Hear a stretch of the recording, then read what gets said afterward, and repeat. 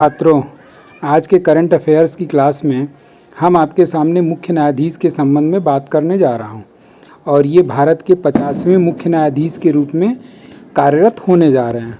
और ये 50वें नए मुख्य न्यायाधीश के रूप में कौन कार्यरत होगा, तो ये होंगे आपके डी.वाई. चंद्रचूड़। और ये डी.वाई. चंद्रचूड़ जो है 50वें सर्वोच्च न्यायालय के नए मुख्य न्यायाधीश के रूप में 9 नवंबर 2022 को ये शपथ ग्रहण लेंगे। अब वर्तमान मुख्य न्यायाधीश कौन है, तो 49वें मुख्य न्यायाधीश के रूप में कार्यरत हैं आपके यू ललित। और ये यू ललित के स्थान पर 50वें मुख्य न्यायाधीश के रूप में डी.वाई. चंद्रचूड़ कार्यरत होंगे, जिनका पूरा नाम है धनंजय यशवंत चंद्रचूड़। और ये धनंजय यशवंत चंद्रचूड़ जो हैं वाई.बी. चंद्रचूड़ के पुत्र रहे हैं। अब 49वें मुख्य न्यायाधीश के रूप में आपका वर्तमान में कौन कार्यरत है, तो यू ललित। और इस यू ललित का जो कार्यकाल है ये 8 नवंबर 2022 को समाप्त हो रहा है। 8 नवंबर 2022 को समाप्त। अब जब ये 8 नवंबर 2022 को इनका कार्यकाल समाप्त हो रहा है, तो इनके जगह पर 9 नवंबर 2022 को डी.वाई. चंद्रचूड़ शपथ ग्रहण करेंगे और पदभार संभालेंगे। अब आते हैं इसमें आगे के पॉइंट्स क्या निकलते हैं, तो भारत के मुख्य न्यायाधीश, और ये जो भारत के नए मुख्य न्यायाधीश के रूप में कार्यरत होने जा रहे हैं ये हैं आपके डी.वाई. चंद्रचूड़। याद रखिएगा, नाम है इनका डी.वाई. चंद्रचूड़। और ये डी.वाई. चंद्रचूड़ शपथ ग्रहण कब करेंगे, तो ये शपथ लेंगे 9 नवंबर 2022 को। जैसा कि आप लोग पॉलिटी का क्लास मेरा अगर अटेंड किए होंगे, तो उस पॉलिटी के क्लास में जो सुप्रीम कोर्ट वाला चैप्टर है, उसी चैप्टर में हमने डिटेल बताया हुआ है कि सर्वोच्च न्यायालय के मुख्य न्यायाधीश को शपथ कौन दिलाता है, तो इनको शपथ दिलाता है राष्ट्रपति।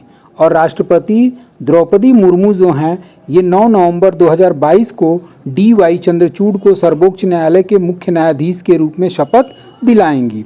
और इनका कार्यकाल प्रारंभ हो जाएगा आपका 9 नवंबर 2022 से। और उसके पश्चात इनका कार्यकाल कब समाप्त होगा, तो समाप्त इनका कार्यकाल होगा आपका 10 नवंबर 2024 को। तो समाप्त कब होगा, तो 10 नवंबर 2024। तो इस तरीके से लगभग 2 साल तक ये अपने पदभार ग्रहण किए रहेंगे। जैसा कि आप लोगों को पता होगा कि भारत का जो मुख्य न्यायाधीश होता है या सर्वोच्च न्यायालय का जो मुख्य न्यायाधीश होता है, उसकी सेवानिवृत्ति आयु जो होती है, वो सेवानिवृत्ति आयु जो है वो 65 वर्ष की आयु तक होती है। मतलब कोई भी सर्वोच्च न्यायालय का न्यायाधीश 65 वर्ष की आयु तक अपना पदभार ग्रहण कर सकता है।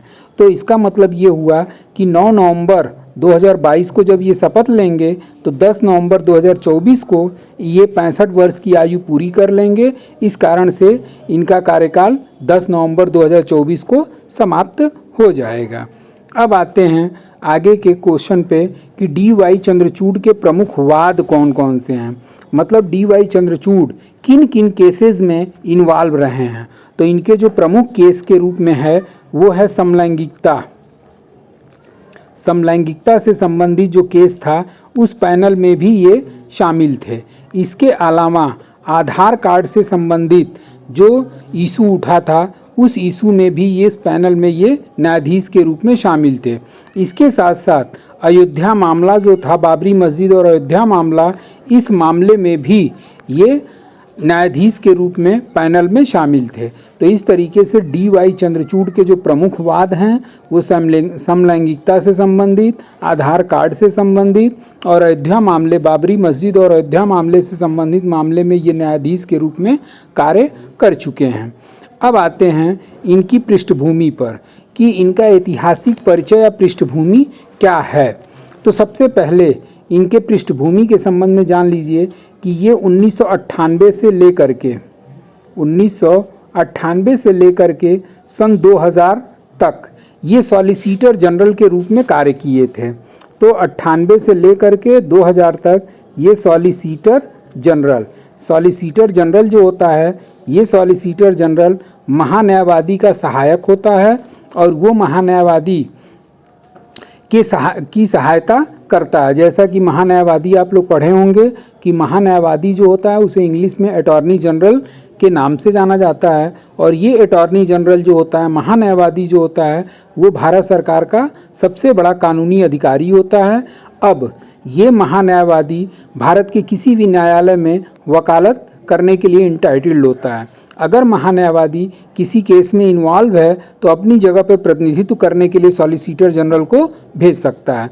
तो इस तरीके से डी.वाई. चंद्रचूड़ जो हैं 1998 से लेकर के 2000 तक ये सॉलिसिटर जनरल के रूप में कार्यरत थे।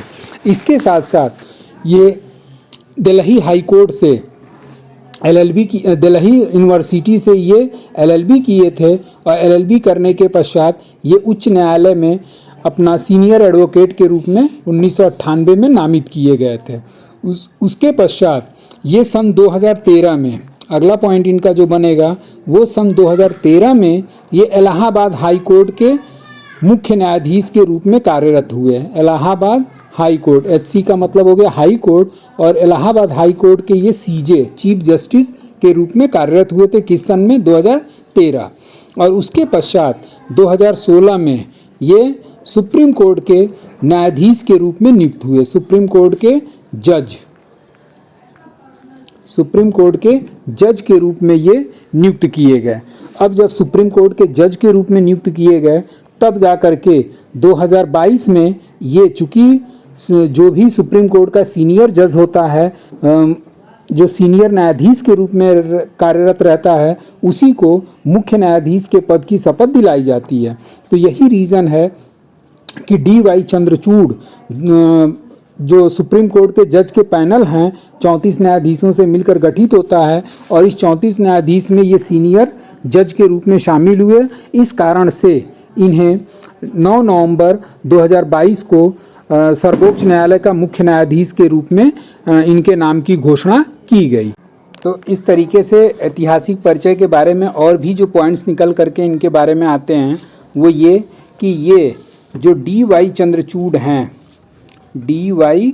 चंद्रचूड़, और इनके जो पिता हैं, इनके पिता वाई.बी. चंद्रचूड़, डी.वाई. चंद्रचूड़ के पिता का नाम था वाई.बी. चंद्रचूड़, और ये वाई.बी. चंद्रचूड़ जो थे ये भी सुप्रीम कोर्ट के मुख्य न्यायाधीश के रूप में कार्यरत हुए थे, सीजे के रूप में कार्यरत। और ये इस पे एक पॉइंट ये बनता है कि सर्वोच्च न्यायालय में सबसे अधिक दिनों तक मुख्य न्यायाधीश के पद पर रहने वाले व्यक्ति कौन थे? तो सबसे अधिक दिनों तक मुख्य न्यायाधीश के पद पर रहने वाले व्यक्ति वाई.बी. चंद्रचूड़, पूरा नाम इनका है यशवंत विष्णु चंद्रचूड़, और ये सीजे के रूप में 1978 से लेकर के 85 तक लगभग 7 वर्षों तक इन्होंने मुख्य न्यायाधीश के पद पर कार्य किया। और इसी वाई.बी. चंद्रचूड़ के पुत्र डी.वाई. चंद्रचूड़ आपके 9 नवंबर 2022 को नए मुख्य न्यायाधीश के रूप में शपथ लेने जा रहे हैं। उसके साथ साथ आपका जो ये जितने भी इनके कार्यकाल हो गए या फिर आपका जो भी इनका कार्यकाल हो गया, शपथ हो गया, इन सारी चीज़ों का वर्णन संविधान के अनुच्छेद 124 के अंतर्गत दिया गया है। तो वो 124 अगर आप लोग पढ़ लेंगे तो इससे सारी चीज़ें आप लोगों की क्लियर हो जाएंगी। और जो इनके रिटायरमेंट की आयु होती है वो 65 वर्ष की आयु तक होता है। तो इस तरीके से हम लोगों ने जो भारत के नए मुख्य न्यायाधीश के रूप में कार्यरत होने जा रहे हैं डी.वाई. चंद्रचूड़, इनके बारे में ऐतिहासिक पृष्ठभूमि के साथ साथ बाकी चीज़ें भी, इनके प्रमुख केसेस कौन कौन से रहे हैं इसके बारे में भी हमने बता दिया। इसके साथ साथ आपका जो इनका शपथ कौन दिलाएगा, इनका कार्यकाल कब से कब तक रहेगा, इसके बारे में भी हमने जानकारी दे दिया। और इसके साथ साथ 50वें मुख्य न्यायाधीश का ऐतिहासिक पृष्ठभूमि तो हो ही गया, इसके साथ साथ जो वर्तमान में कार्यरत 49वें मुख्य न्यायाधीश हैं इनका कार्यकाल कब समाप्त हो रहा है और वर्तमान में कौन कार्यरत है, तो यू ललित। तो इस तरीके से ये आपके मुख्य न्यायाधीश के संबंध में समग्र जानकारी आप लोगों के सामने हमने प्रस्तुत कर दिया। तो आज के लिए बस इतना ही। Thank you so much.